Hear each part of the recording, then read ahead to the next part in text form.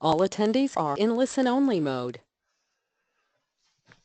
Hello and thank you for listening in to a run-through of Groundshaw's new all-in-one residential report of Avista. During the next 20 minutes or so I'll run through the report and highlight the benefits, some of the selling points and let you know how the report works. Our unique and powerful Groundshaw IQ analyzes and filters over 100 environmental data sets for your client's property, the most included on any residential search report. Our property search presents the location information that matters most, helping you and your client see the bigger picture in an instant. Groundshaw Avista is quick, honest and transparent. So just to let you know exactly what it covers, we've got 7 reports in one. We've got something called our action alert, which I'll run through with you. This report uses land registry polygons. We've got a very clear recommendations page, which is something that I love about this report. And it only covers relevant information, which I'll go through with you in a few slides' time. So in terms of what it covers full contaminated land, full flood risk and ground stability with professional opinion and guidance, as the Home Buyers Report does at the moment. We cover other environmental such as environmental permits and radon, and we've got full energy in there with full energy infrastructure information, transport information such as HS2, Crossrail 1 and national rail stations and lines, and we've also got planning application data in there as well. So in terms of how we look at contaminated land risk, it will assess the risk of land contamination using sources that give details of historical and current use of the land where the property is situated.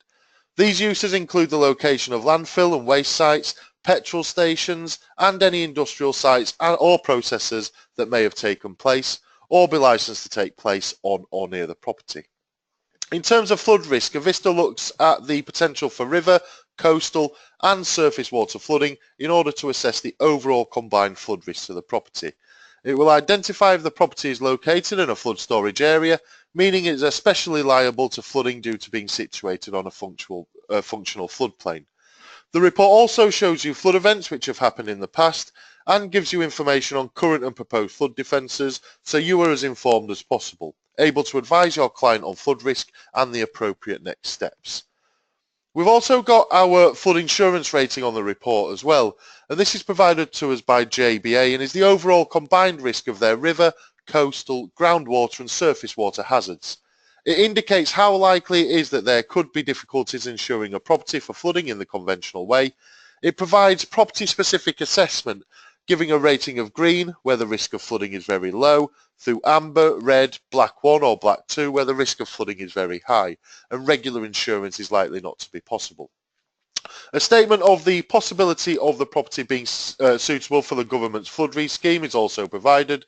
This scheme enables residential properties which would otherwise not qualify for affordable flood insurance to be insured at a reasonable rate. In terms of how we assess the overall ground stability, it will assess the ground stability at the property by examining natural and artificial geological cavities and structures that may increase the local potential for subsidence, mining hazards, sinkholes and other natural cavities, and the potential for previous holes in the land to have been filled in with materials that are not structurally sound, such as in the case of previous landfill sites, are all considered.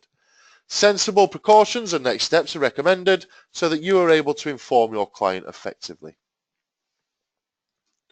So here's the front page of the report. As you can see, we have tried to make it as clear and obvious to conveyancers and property purchasers exactly what the issues might be. We have our lending risk, and this lending risk is something that we don't need consultation with lenders for to be able to say that contaminated land risk also carries this lending risk. There is no fail, instead action required is used in the event of contaminated land risk. The advice is to take the recommended next steps to help remediate this risk and give us more information for us to put into the report. The other possibility is flood risk, where flood risk exists for the property. Calling this section lending risk won't mean that lenders treat it any differently to how they would a Groundshaw Home Buyers Report, but it highlights that there may be issues and delays if the points highlighted aren't addressed. So we've got the site plan with the polygon around the whole site. We have got the Avista action alert, which I'll take you through in a second, And we've got each aspect of the report laid out and what the issues might be, taking them to the page that will actually highlight this risk on the report. We've got clear and plain English, especially for a property purchase, just highlighting that there is a need to read through this report and see exactly what the issues might be.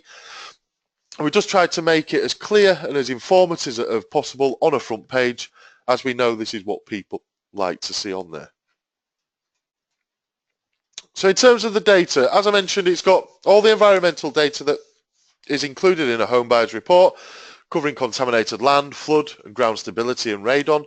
In terms of energy, we will look at hydraulic fracturing sites and any conventional oil and gas sites and give the information on there as well. We will look at transportation, such as HS2 and Crossrail 1. We'll look at railway lines and stations as well. We'll give the safeguarding and compensation zones for Crossrail, for HS2, and we'll also give the information for Crossrail 1. And when the government release the data for Crossrail 2, we will also give that information as well.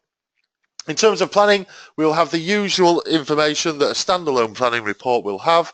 We will have house extensions, small and large projects, and we'll also give the data on areas of natural beauty, conservation areas, national parks, and we will look at things like the World Heritage Sites and ancient woodland and give that information on there. So in terms of the Avista Action Alert, it provides clear next steps designed to help understand what to do if a risk is identified. The Avista Action Alert also shows at a glance how difficult or time-consuming different next steps can be and indicates to the conveyancer how urgent it is to inform their client and get started. Having processed location-specific results, Avista is able to identify recommended or optional actions, and by further analysing the complexity and time it takes to complete these actions, the Avista Action Alert provides a clear score that conveyancers can use to prioritise work at a glance, improve case management and keep transactions moving. A 1 in this instance would mean minimal actions identified, and this will go up to a 5, which would mean a likely transactional delay.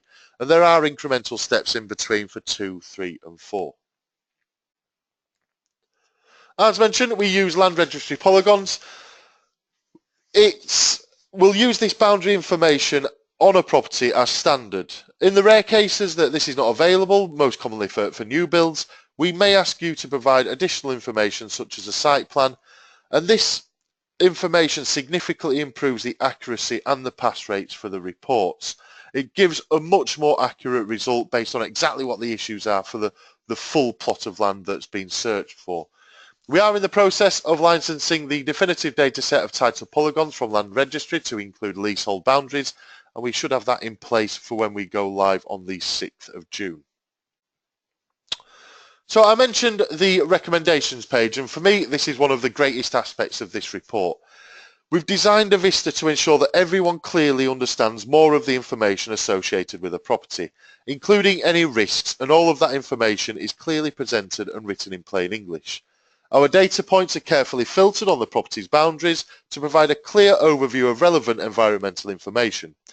Clearly signposted data with unambiguous recommendations leave your customers better informed without being overwhelmed by confusing jargon. Avista gives practical next steps, so the solution to any potential issues in borrowing against or insuring a property are easy to follow up. It's clear, it's concise, it's exactly what a property purchaser and a conveyancer needs to actually get all the information they need to see what they need to do further on this report. A solicitor can copy and paste this into their own letters, and we've broken it up into 2 sections. So key recommended next steps will highlight all the environmental issues such as contaminated land, flood and ground stability, and then further next steps that a property purchaser might want to look at themselves, which might affect the enjoyment of the property.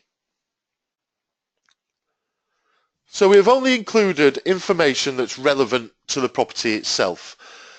If, for example, a property comes back as a risk of flooding from rivers and seas, but not a risk of surface water flooding, we will include the maps and the data for the river and coastal flooding information, but we won't include the information for surface water flooding because it is not necessary, it's irrelevant, it's not a risk. what's the point in putting all the information in there? So as you can see, we've got some examples on your screen.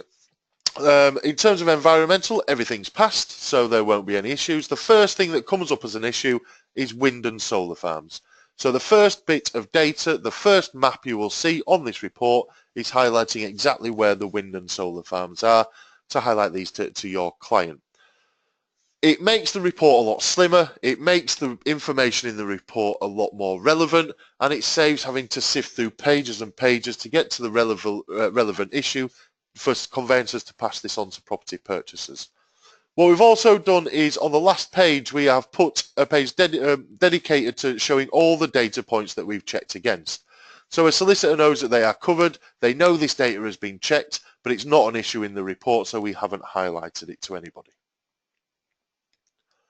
In keeping with only relevant information for a specific site, we have also done some work on our boundaries in terms of the planning information that we look at. Now, we use information supplied by local planning authorities dating back 10 years, and Avista filters and presents this information to help you understand possible changes to the area around the property. Within the Avista report, planning applications are summarised in 3 categories. We've got large projects, which includes developments of 10 or more houses and or projects costing more than 250 grand. We've got small projects, which will include developments of 3 to 9 houses and or projects costing less than £250,000.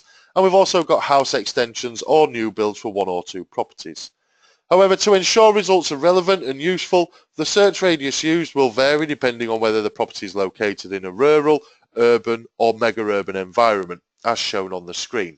So one of the things that we were looking at is, if you're in the centre of London, for example, do you need to know about a house extension 125 metres away?